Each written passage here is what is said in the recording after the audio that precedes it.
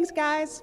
I am here with the pride of Jefferson, Georgia, Corey Smith, a fabulous country singer-songwriter who, if you don't know about him yet, you really should, and I think that you will soon. Those in the know that Corey is smart and funny and talented and writes really great songs, and he is playing at the Paradise tonight and was kind enough to sit down and talk with us today. How are you? I'm doing well. Happy to be here.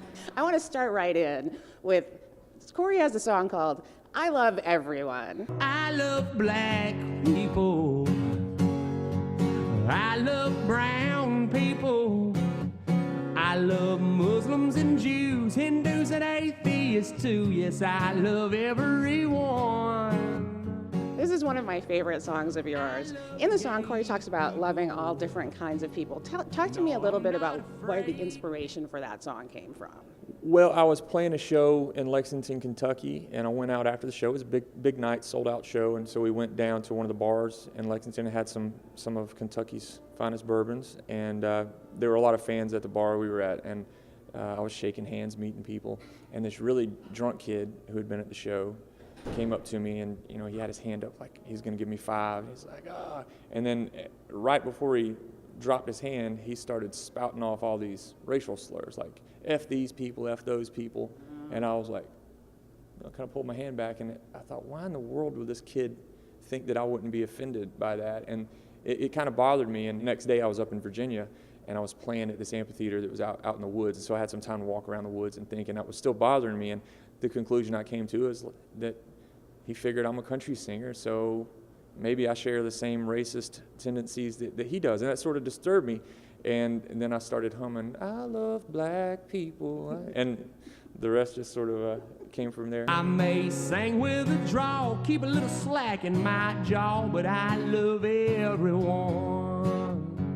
That's become like a really popular song for you. It's really cool. It's one of the most rewarding songs I've written. 'Cause I love the response that it gets.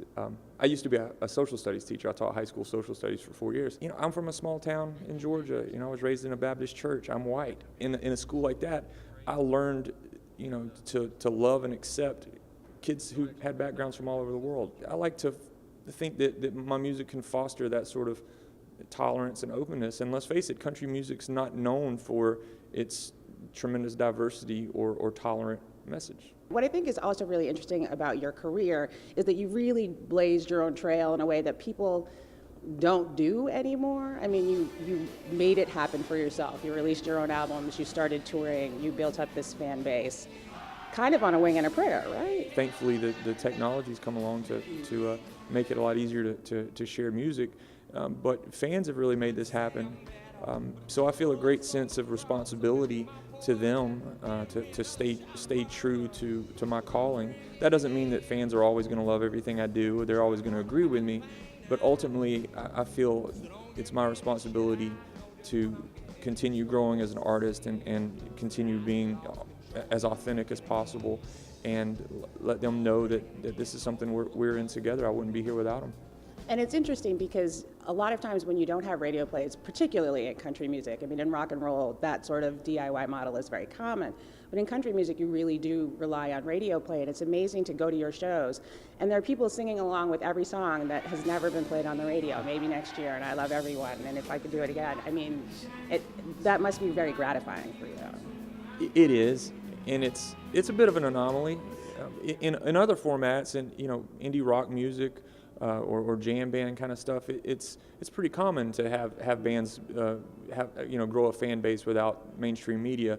But in the country format, you're right. It's always or tended to depend on having radio hits. There's no blueprint for it. Well, you're making one now, maybe that other people can follow with the help of social media and getting the word out. And also, you were so fortunate, at least in Boston the last time that you were here. It was such a fun show, and I was looking around thinking, God, I'm the oldest person here. It was a lot of young college kids, which is kind of remarkable. I mean, that's the audience that you want to help grow with you, and those kids love you. Yeah. Maybe it's that high school teacher in you. It's pretty cool. They're keeping me young. I want to talk a little bit about, maybe next year is a big song of yours, and you have a lot of songs, I think, that go to this place where you're talking about something serious, but you also have a lot of sort of humor in it. I get drunk and obnoxious and wake up the next day swearing I'm never drinking again. Yeah, my grandma still tells me enough is enough. Life ain't a game, son, it's time to grow. Maybe next year I'll start acting my age, turn a new leaf over my wicked ways, get a real job, start pulling my weight. Only 365 days until I change my ways. You have this ability to be melancholy and funny at the same time, and I'm curious about what appeals to you about putting those two things together. I don't usually do it on purpose. It just sort of comes out that way. But maybe it speaks to our tendency to laugh at our faults, and as a coping mechanism. Maybe that's the only way it makes sense to me. But a lot of those songs just start with me laughing about something stupid I did, and then continuing to explore the issue, and like, man, this is pathetic. Right, and bringing it to sort of like a darker place, but bringing it back around, which is an interesting, I mean, I think a lot of great songwriters do that. In country music, typically there's a light at the end of the tunnel, and so sometimes songs are a little bit more rosy than they should, a little bit more sentimental than maybe they ought to be.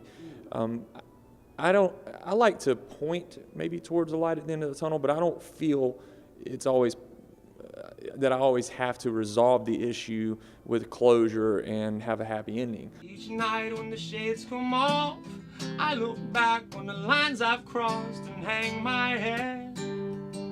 I'm getting better, but I ain't there yet. A lot of the times I think the questions are a great ending, because it leaves people to ponder and think about things. It leaves me to ponder and think about things. And what I really like about your new single, Corey's got a new song out called Ain't Going Out Tonight, is I feel like that song is the sequel to maybe next year. The guy who keeps talking about how he's going to change and grow up and maybe next year has actually decided the time has come. Tonight he's going to hang out with the family and watch TV and snuggle and not go out and get drunk with his friends. I like this guy. Yeah. I ain't going out tonight, no. Leaving you just don't feel right. I like writers like Paul Simon or Bob Dylan, who you can listen to their catalog and really trace their life and hear their development. John Lennon said that he viewed his whole catalog as one piece of work, and it traced the evolution of a man that grew up in a certain place in time. And that's the way I've liked to think about my writing. You've been making records for almost 10 years now. Songs that are 5 or 6 years old sound like they could be on the radio right now. And you're about to sort of really dip your toe into the contemporary sort of mainstream scene. And it seems like you would be poised to do well there. I hope so. Certainly when I listen to the radio now, it seems like the format's really come around. The first times I went to Nashville 7 or 8 years ago, after already making 3 or 4 records, most everybody told me that this isn't country. This isn't really the subject matter that's country. Your audience isn't really the country demographic. Where now, you listen to the radio and that subject matter is very similar. Now the audience is younger. They're going for college kids more and more.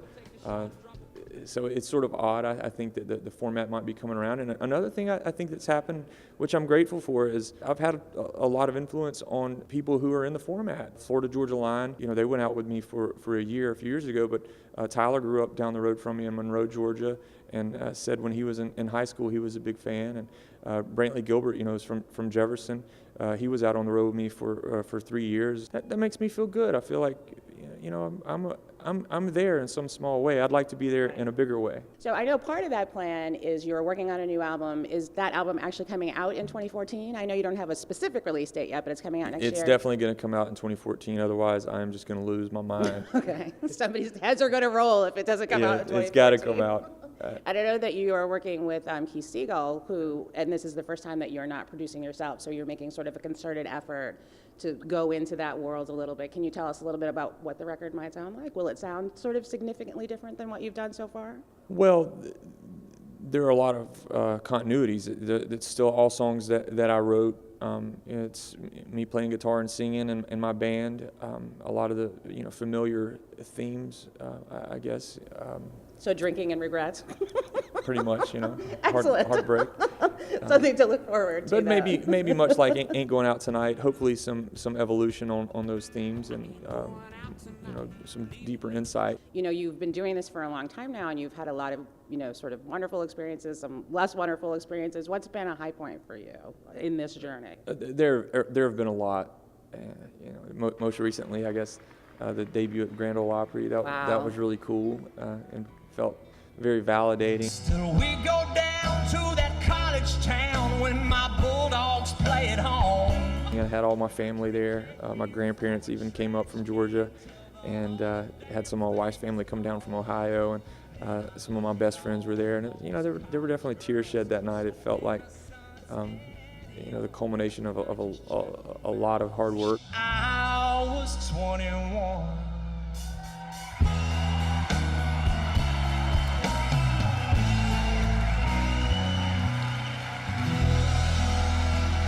Thank y'all very much. God bless you. Take care, Grand Ole Opry.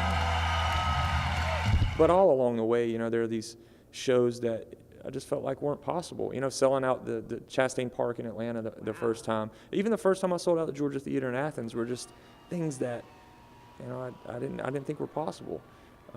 So all along the way, there have been a lot. I think we're going to have a night like that tonight. Thank y'all very much. God bless you. I hope y'all have a safe trip home. Have a happy holiday. I hope to see y'all again soon. Take care. Thank you so much. Well, the Opry might have been the culmination of your hard work so far, but I also think it's probably the beginning of a lot of hard work to come. Thank you so much for joining us. We really appreciate Corey Smith. Go to CoreySmith.com. Check out his weekly Songsmith webisodes where he makes his band and his road crew do funny and interesting things. And thank you again so much for your time. My pleasure. Thank you very much, Sarah. Back to you guys.